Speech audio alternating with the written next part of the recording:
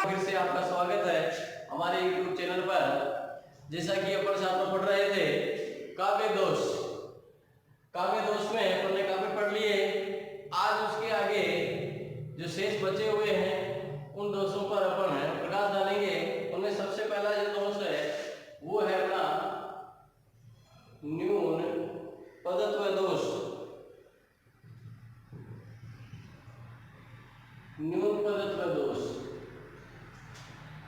जैसा कि शब्द से अपने को प्रतीत हो रहा है, न्यून यानी शब्द की कमी, यानी जहां अर्थ ग्रहण करने के लिए आवश्यक शब्द की कमी हो जाती है वहां न्यून पदत्व दोष होता है, यानी शब्द की कमी।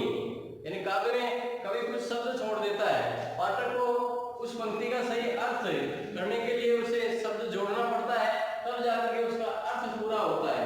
तो न्यून पदत्व दोष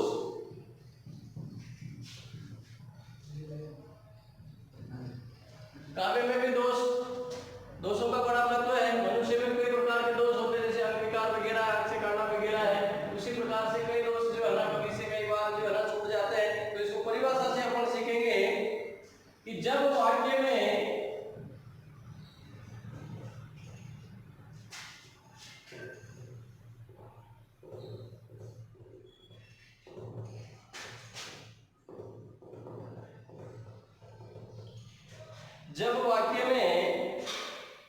आवश्यक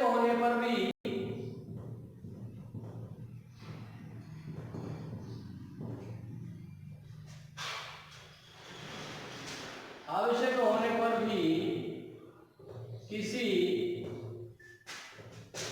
शब्द की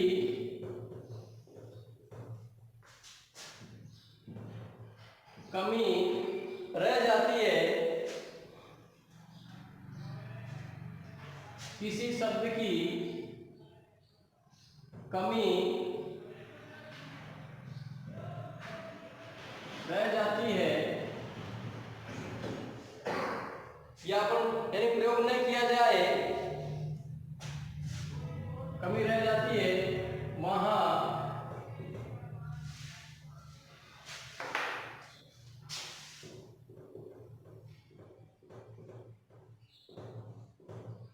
न्यून पदत्व दोष होता है। यानी जब वाक्य में अर्थ ज्ञान के लिए, यानी जिससे कि अर्थ स्पष्ट हो, जब वाक्य में आवश्यक होने पर भी किसी शब्द की कमी रह जाती है वह न्यून पदत्व दोष होता है। यानी आवश्यकता होने पर भी, यानी किसी शब्द की आवश्यकता है लेकिन फिर भी उसका प्रयोग नहीं किया जाता है और कमी रह जाती है, वहां पर न्यून पदत्व दोष होता है। या सरल भाषा में कि जहां वाक्य की रचना में किसी शब्द की कमी रह जाती है, जब किसी वाक्य रचना में दूसरी प्रकार से, दूसरी परिभाषा सरल रूप से देख सकते हैं कि जब वाक्य रचना में किसी शब्द की कमी रह जाती है वहां न्यून पदत्व दोष होता है। यानी शब्द की आवश्यकता है किंतु छूट जाता है शब्द या कमी रख देता है, तो वहां पर न्यून पदत्व दोष होता है। इसको उदाहरण से अपन समझेंगे, जैसे पानी पावक, पानी पावक पवन प्रभु, पानी पावक पवन प्रभु जो असाधु त्यों साधु,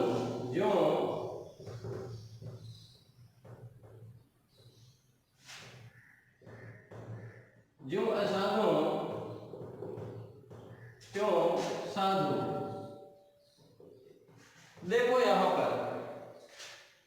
पर विशेष जो बात है वो अपने को ध्यान रखनी है कि पानी पावक पवन यानी पानी जल, पावक यानी अग्नि, पवन यानी वायु, जल अग्नि वायु, प्रभु अर्थात ईश्वर,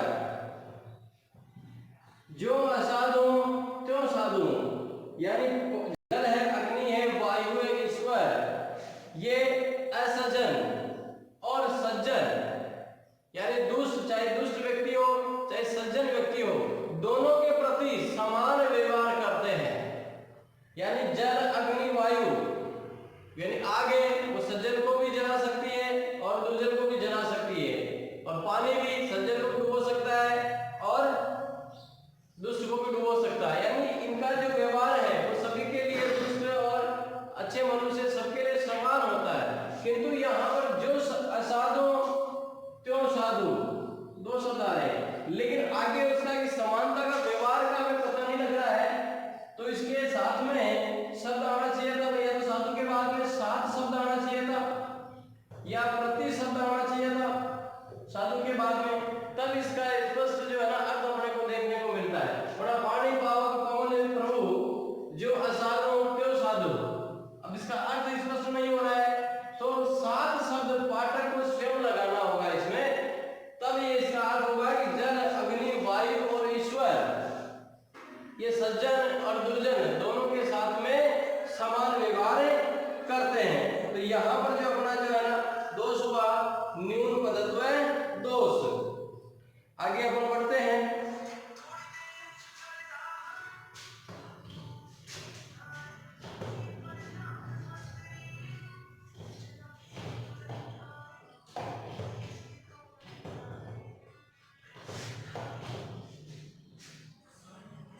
अगला अपना दोष है अधिक पदत्व दोष।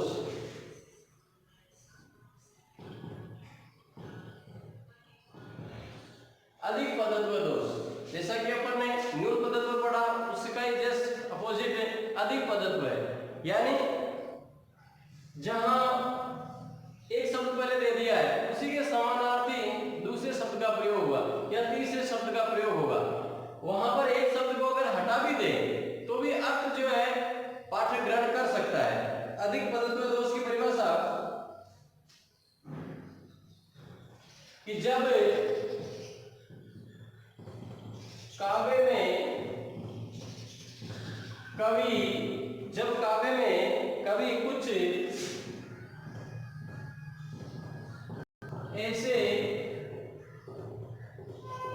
शब्दों का प्रयोग करता है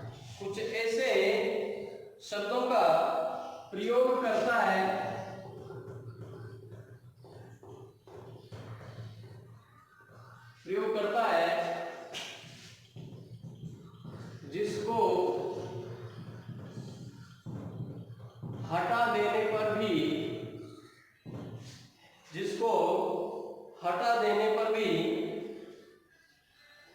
काव्यार्थ का अर्थ ग्रहण किया जा सकता है। देखो परिभाषा को समझने की चेष्टा करेंगे कि जब काव्य में कवि कुछ ऐसे शब्दों का प्रयोग करता है जिसको हटा देने पर भी काव्यार्थ यानी काव्य का जो अर्थ है वो ग्रहण किया जा सकता है। अधिक पदत्व दोष यानी अधिक पदों का प्रयोग, अनावश्यक शब्दों का प्रयोग, उन शब्दों को अगर हटा भी दें तो भी हमें अर्थ ग्रहण करने में कोई बाधा नहीं होगी। तो जहां काव्य में कवि कुछ ऐसे शब्दों का प्रयोग करता है जिसको हटा देने पर काव्यार्थ का अर्थ ग्रहण किया जा सकता है, वहां अधिक पदत्व दोष होता है। करेंगे पर्यायवाची शब्दों का, एक से ज्यादा पर्यायवाची शब्दों का प्रयोग कर दे जबकि अर्थ वो का वही रहता है, तो पर्यायवाची शब्द हटा दें तो भी उसका अर्थ बना हुआ रहेगा। उदाहरण तो समझते हैं। देखो पुष्प पराग से रंगकर, पुष्प पराग से रंगकर भ्रमर गुंजारता है, भ्रमर गुंजारता है। यहां पर ध्यान देने योग्य बात यह है, देखो पुष्प पराग में रंगकर भ्रमर गुंजारता है। भंवरा जो है पराग पर गुंजायमान होता है। अब यहाँ पे पुष्प और पराग दोनों एक दूसरे के पर्यायवाची हैं,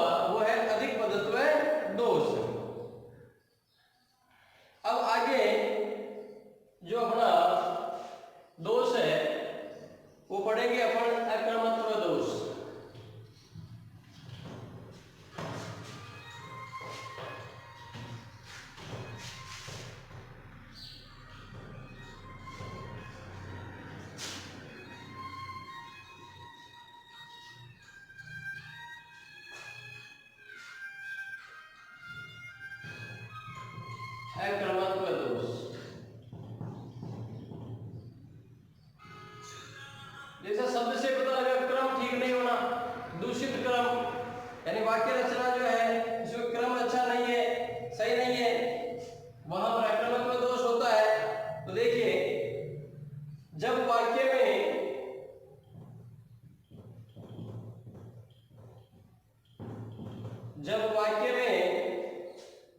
शब्दों का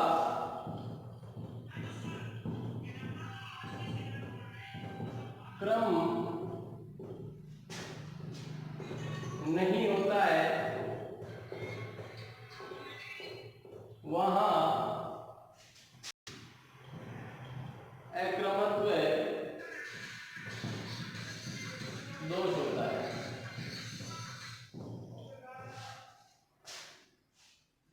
यानी वाक्यों का जो क्रम है वो सही प्रकार से नहीं होगा, यानी वाक्य जो है जहां प्रथम शब्द में जो वाक्य आना चाहिए वो द्वितीय में आएगा और द्वितीय प्रथम में आएगा, यानी उल्टा हो जाएगा। तो वहां पर जो दोष होगा वो होगा आक्रमक दोष। किस प्रकार से इसको अपन समझेंगे कि अमानुषी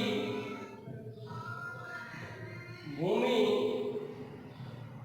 अमानुषी भूमि, अमानुषी भूमि अबानरी करो, अबानरी करो। यहां पर कोई राजा है वो आज्ञा दे रहा है कि मैं इस भूमि को मनुष्य और बानरों से विहीन कर दूंगा।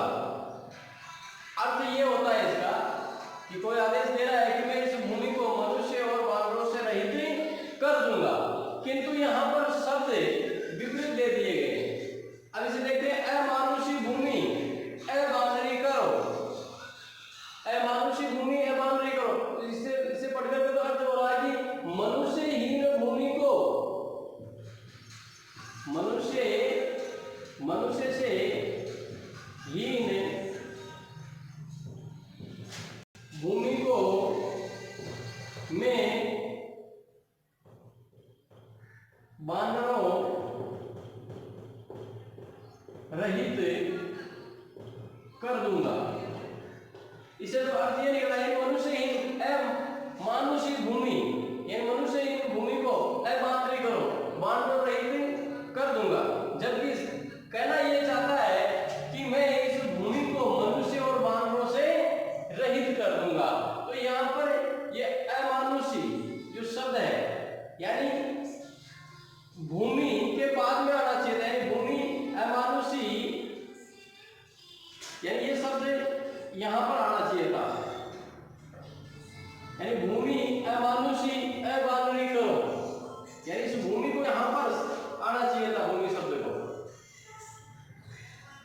कि भूमि को यानी धरती को अमानुषी यानी मनुष्य से रहित व बानरों से रहित करो, तभी इसका क्रम सही होता। तो यहाँ पर ये क्रम जो है ना सही नहीं है, इसलिए यहाँ पर अक्रमत्व दोष होगा। दूसरे अर्थ में अपन देखेंगे उदाहरण लेकर के कि जादू भरी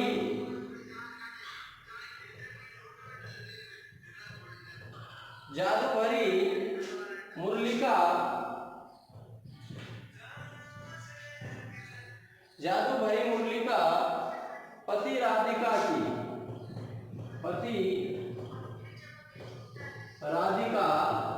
की। अब यहां पर देखो कौन सा शब्द जो है विपरीत आया है, जिसका क्रम सही नहीं है, कि जादू भरी मुरलिका पति राधिका की। यहां पर देखिए समझिए, पति राधिका या राधिका पति, क्रम उल्टा लिख दिया ना यहाँ पर, यानी राधिका पति कहेंगे, पति राधिका थोड़ी होगा, ये क्रम सही नहीं है। यानी महिला का पति होता है, पुरुष का पति थोड़ी होगा, पति राधिका। तो यहां पर पति शब्द राधिका के बाद में आना चाहिए था, यानी राधिका पति, जादू भरी मुरलिका राधिका पति की, यानी श्री कृष्ण भगवान की, लेकिन पति शब्द राधिका से पहले दे दिया यहाँ पर, तो क्रम जो है ना ये उल्टा हो गया है, विपरीत हो गया है।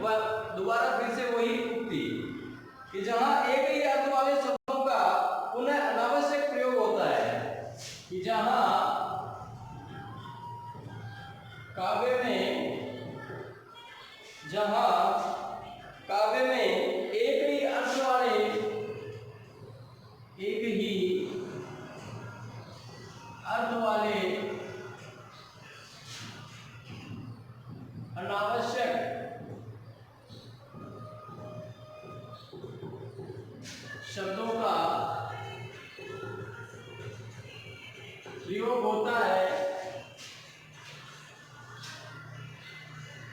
अनावश्यक शब्दों का प्रयोग होता है, वहां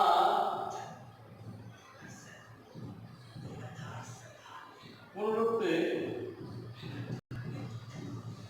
दोष होता है।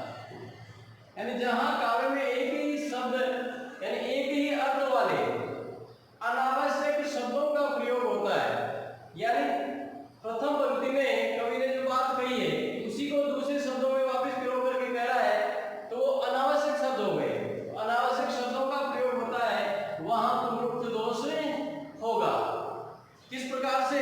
देखो, कोमल वचन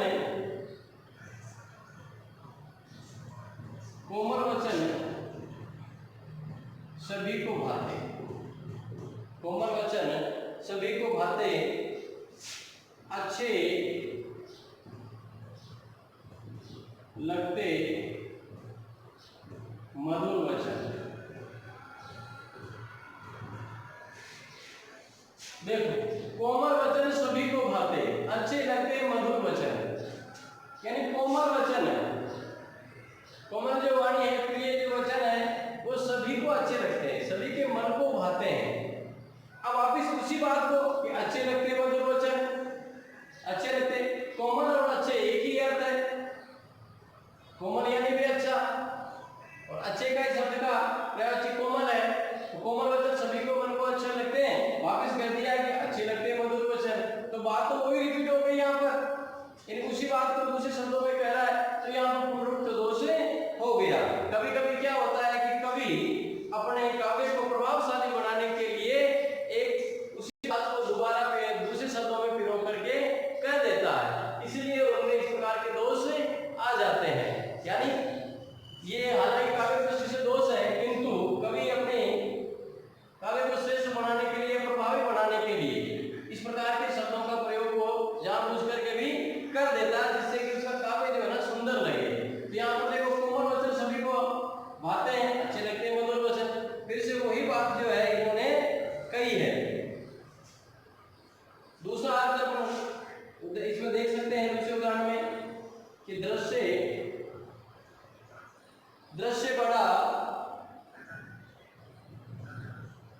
बड़ा था रम्य,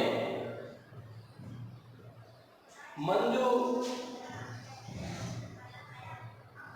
सुंदर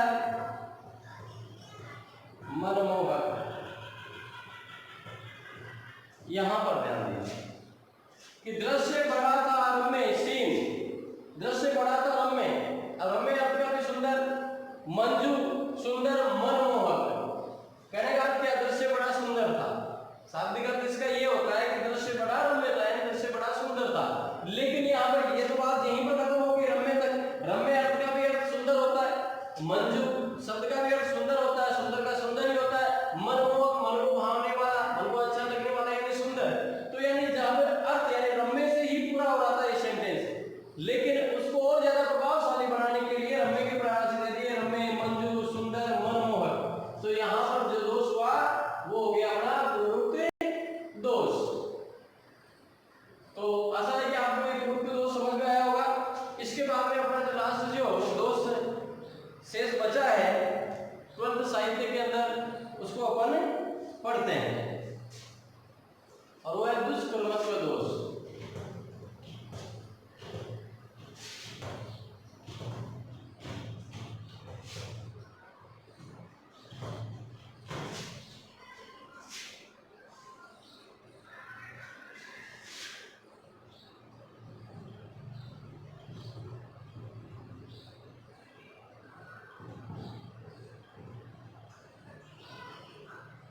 दुष्कर्मत्व दोष, दुष्कर्मत्व दोष यानी जो क्रम है लोक शास्त्र के अनुसार सही हो, यानी लोक शास्त्र नियमों के अनुसार जो क्रम होना चाहिए उसे विपरीत, यानी उससे अलग हट करके अगर क्रम का प्रयोग किया जाता है, शब्दों का प्रयोग किया जाता है, यानी लोक शास्त्र से हट करके, यानी जो लोक शास्त्र के अनुसार अनुचित हो उसके अनुसार कवि जब शब्दों का प्रयोग करता है तो वहां पर कि जब काव्य में कोई कवि है, काव्य रचना करता है, कि जब काव्य में शास्त्रों परंपराओं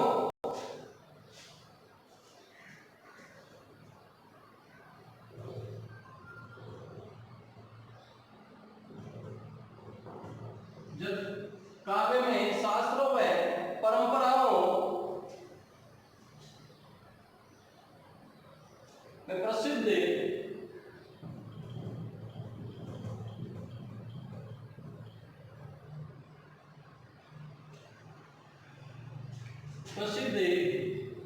क्रम के विपरीत प्रयोग होता है, विपरीत किसी बात का वर्णन होता है, वहां दुष्क्रमत्व दोष होता है।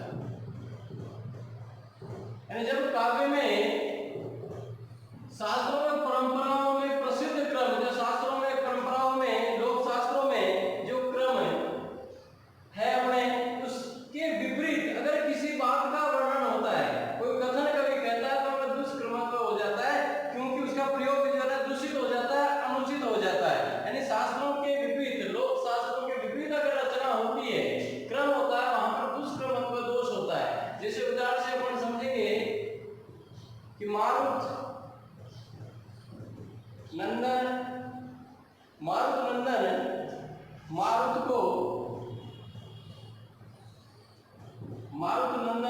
को मन को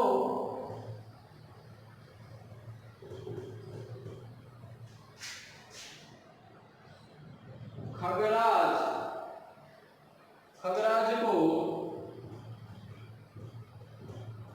वेग लजायो।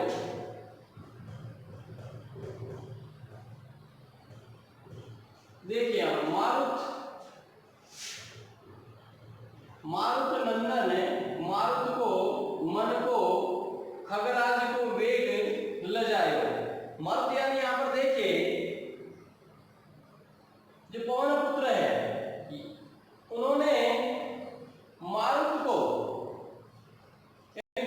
गरुड़ का, मन का और खगराज का जो वेग है उसको भी लजा दिया। यानी इतनी तीव्र गति से हनुमान जी उड़े कि उनके आगे मारुत यानी गरुड़,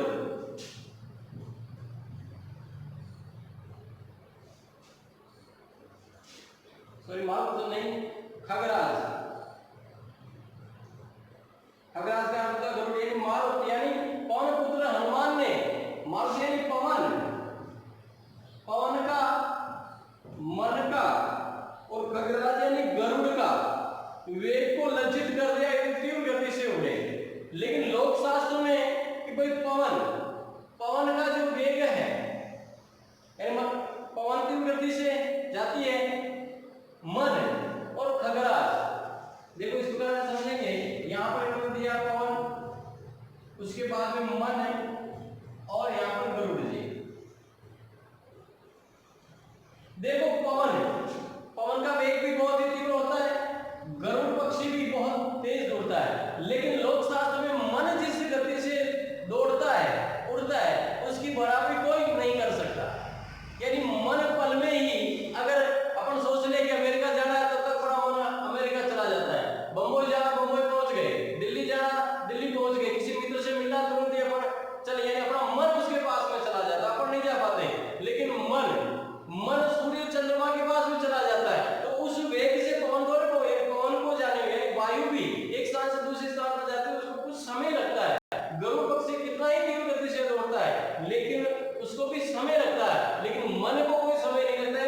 मन की जो तीव्रता है वो इन सबसे ज्यादा होती है। किंतु यहाँ पर उन्होंने क्या कर दिया कि हनुमान जी ने पवन का, मन का, गरुड़ का वेग लगाया। यहाँ पर गरुड़ पहले आना चाहिए था, यानी मारुत मारुतनंदन मारुत को, मारुत खगराज को और मन के वेग को लजा, यानी मन जो है सबसे लास्ट में आना चाहिए था। गरुड़, गरुड़ के बाद में मन आना चाहिए, ये क्रम है लोक शास्त्र में। पवन, गरुड़, मन, यानी पवन बहुत तीव्र गति से चलती है, फिर उसके गरुड़ में जो पक्षी है वो पवन से ज्यादा तेज दौड़ता है, किंतु मन इन सभी से तीव्र गति से दौड़ता है। किंतु यहाँ पर इन्होंने गरुड़ से पूरे मन का प्रयोग कर दिया है, जो कि यहाँ पर लोक शास्त्र के विपरीत है। इसलिए यहाँ पर जो दोष है वो है अपना दोष है, दुष्कर्मत्व दोष है। देखो इसको एक उदाहरण से और ऊपर समझने की कोशिश करते हैं। जैसे पैसे दे दो 5, नहीं तो 10 दे दो। पैसे दे दो 5, नहीं तो 10 दे दो। कोई व्यक्ति है किसी से पैसे के लिए कह रहा है कि आप मुझे 5 रुपए दे दीजिए, वो मना कर देता है 5 रुपए नहीं, तो चलो कोई बात नहीं 10 रुपए दे दो। तो ये क्या सा क्रम हुआ? पहले 10 मांगना चाहिए था। अगर उसके पास में 10 नहीं है तो 5 देगा कि नृप मुझे है दीजिए। तीसरे उदाहरण में नृप मुझे है दीजिए या दीजिए गज।